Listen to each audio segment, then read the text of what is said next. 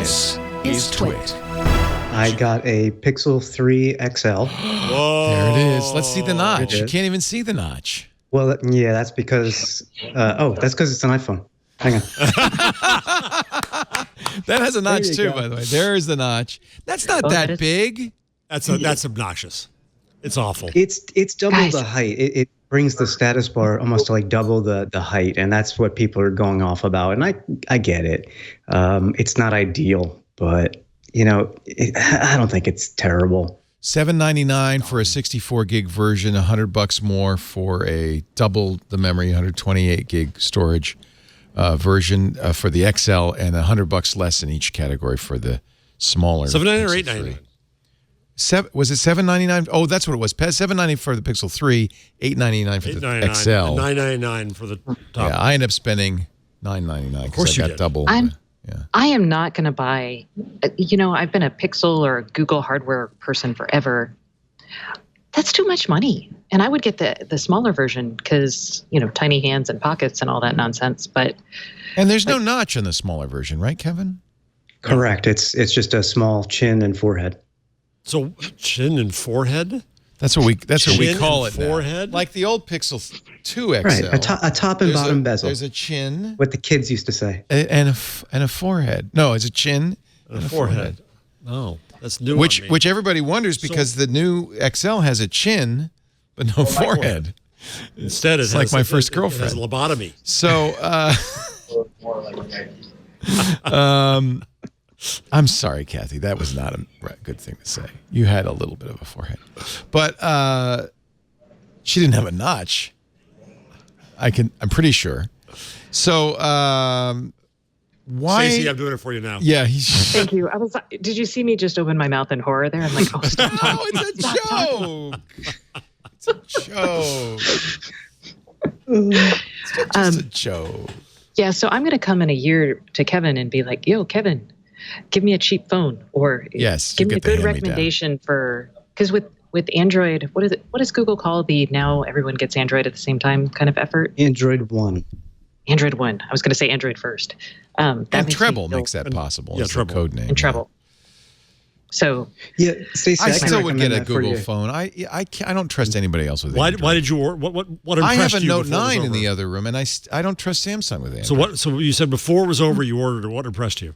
Well, I think the camera, and I'm sure Kevin will have something to say about that. But it's and so far I've heard from and seen from a number of people who were at the event and handled it that it's everything that last year's was not. That the screen this time is very good.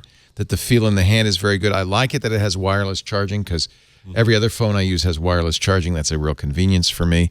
I bought the stand just to try it because it sounded like it had special features. It somehow recognized. Actually, that's another question which is yet unanswered.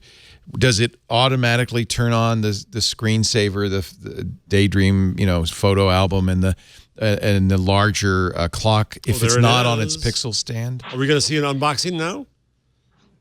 We could do that. I haven't opened it yet, only because I have a wireless charger already. Yeah.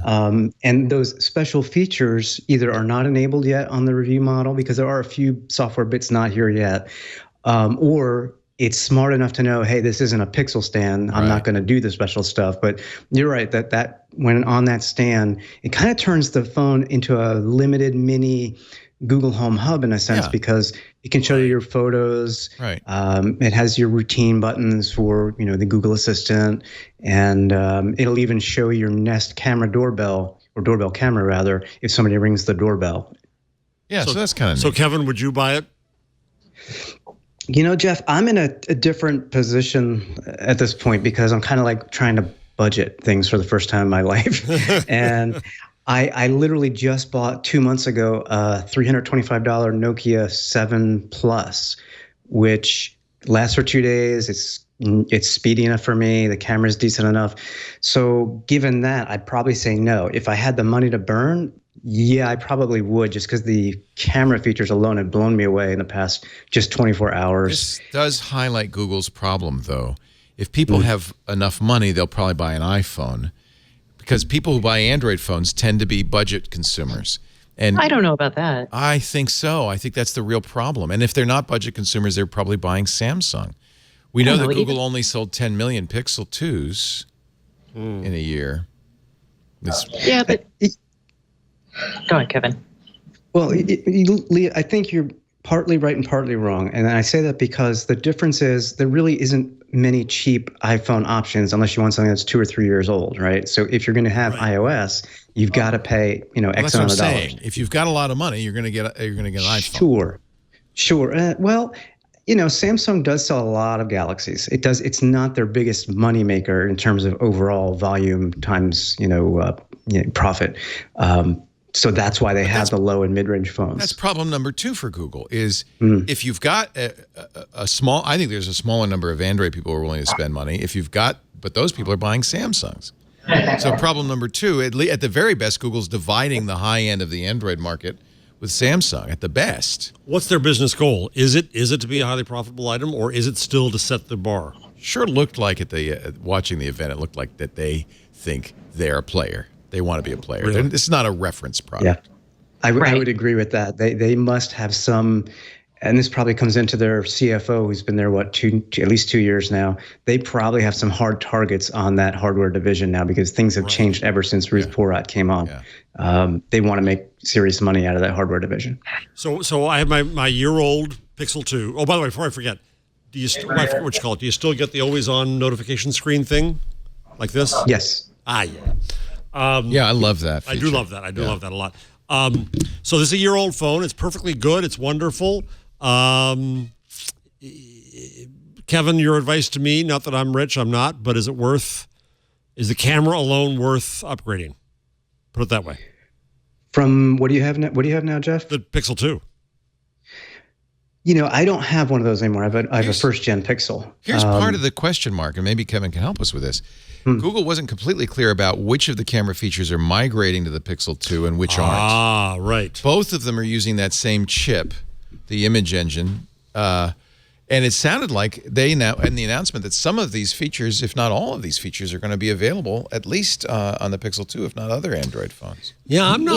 The night thing? I suspect the night sight is not going to be pushed down, and that is just an opinion. I don't have hard information on that. I also believe, and I've been trying to research this afternoon, I'm kind of coming up short, if they upgraded that visual core chip in this model. I know they put the Titan security chip in here, but obviously that has nothing to do with photos. I seem to believe they have updated the visual core chip, in which case some things may not come all the way down the line. This is a Lifehacker article on how to get some of the features or what features, and this is the problem, is Google wasn't clear in the announcement, but which features will migrate down. No, I don't want that. Thank you. According to Google, here you go. According to Google, Night Sight will be rolling out to previously released Pixel smartphones in the coming weeks. Oh, okay. Duplex. Duplex is getting a full release on the Pixel 3 devices and will be coming to other Pixel phones in November. Remind us what Duplex is. That's that assistant that talks to you. And adds uhs. And so this is so they announced. Stacey, was that your imitation of a computer?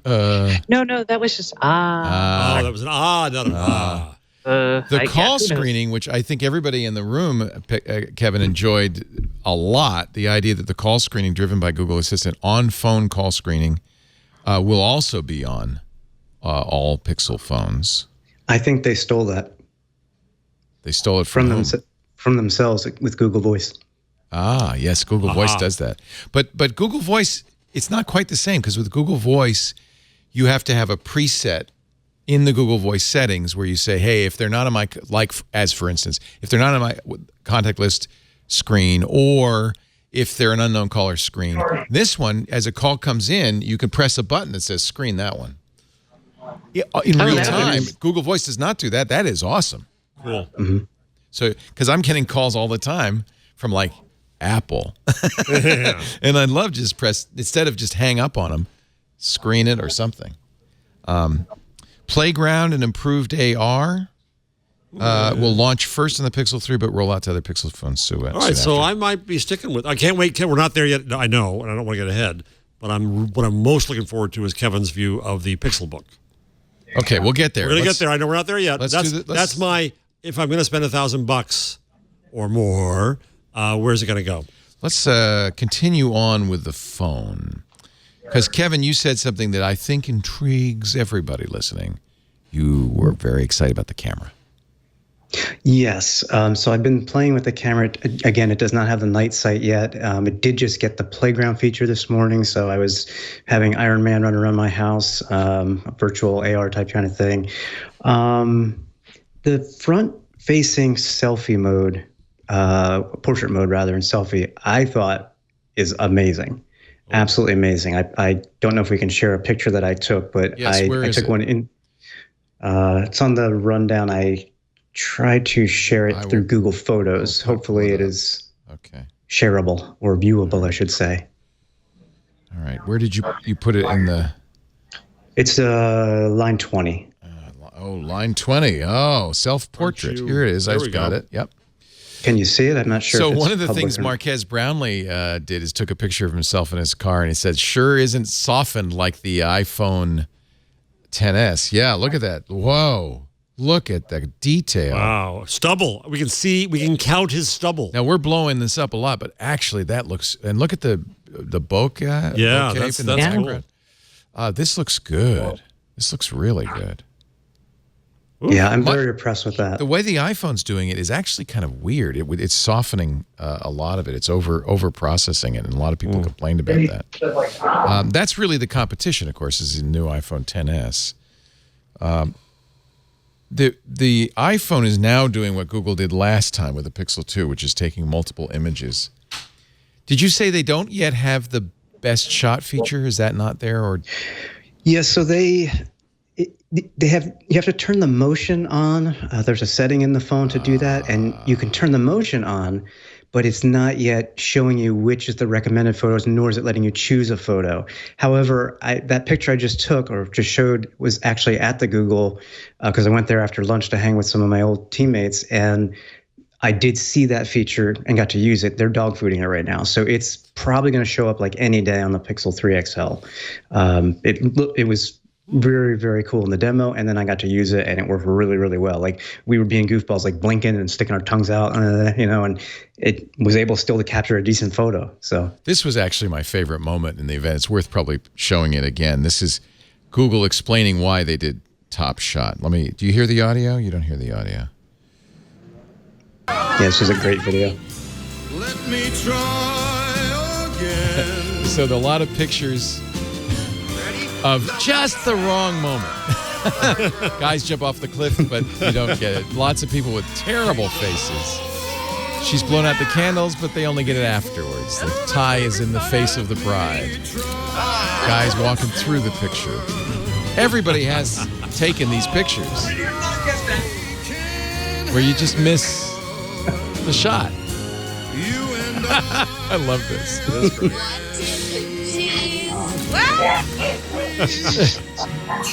So what Google lets you do is, this is interesting, you have to have live picture turned on, is go back.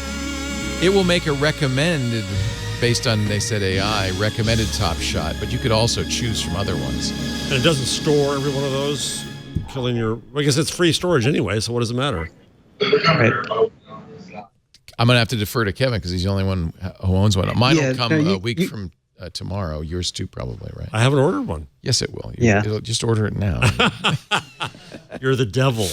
He's waiting to hear about the Pixel book. Let's wait. Let's help Jeff out. Wait, the suspense. I did not order this late, so this will be an interesting. This will be interesting to see what we go on to. Yeah. So you said the Top Shot is not enabled. I wonder though, on the iPhone, if live photos turned on, it actually degrades the quality a little bit. The other images are not as good quality as the one you took. I'm sure Google's not doing it that way. They have enough horsepower in this thing, and especially with the image, special dedicated image chip, that they could have full quality images. I hope, but that's that's a problem with live photo. I think it's a combination of, and something that Google I think is better at than Apple. It's a combination of like a burst mode, camera type implementation, as well as a processing software side and AI to kind of choose the best image for you. So does it take the image? So it must start capturing the minute you go to the camera or the minute you raise the phone?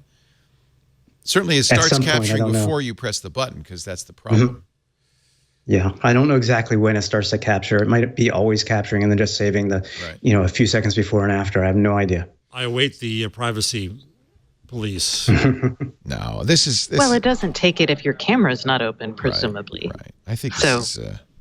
even the privacy police can't be... You wait. You just wait, Reagans.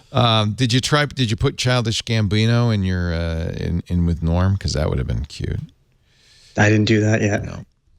Not yet. Not yet. That's the augmented reality stuff. Again, we saw that. This is not actually new. We just saw it. Did they offer a compelling use case yet? For this? For augmented reality? Serious. I'm like, are we still just... I actually see it in industrial IoT and some other things, but no, I haven't seen anything for it to be on my actual phone. So I was just curious. Someone might come up with something, y'all. It looks like... Stacey, how long will you be in Seattle before you stop saying y'all? Does it wear off? Oh, no, they love it in Seattle. Oh, is that it? Okay, yeah, they just think that's so cute. It is cute. Here's an interesting point from the Google keyword product blog. It does notice where you're taking a picture and then suggest an appropriate overlay. Okay, this is like Snapchat Lite, kind of. Mm-hmm. Yeah. So he's doing some gardening, and it suggested that she put a little green thumb thought bubble. So what that says, it knows the place, and it kind of knows the activity. I expect more of this from Google, because this is the kind of thing Google Photos is already doing. Yeah. It's contextual. It kind of understands what it's seeing. It's almost like bringing Google Lens and Google Assistant together into your compositions. Right. Yeah. Right. But again, you can't judge this stuff by demos, by blog posts. You got to get the phone. I'm going to wait till you get it.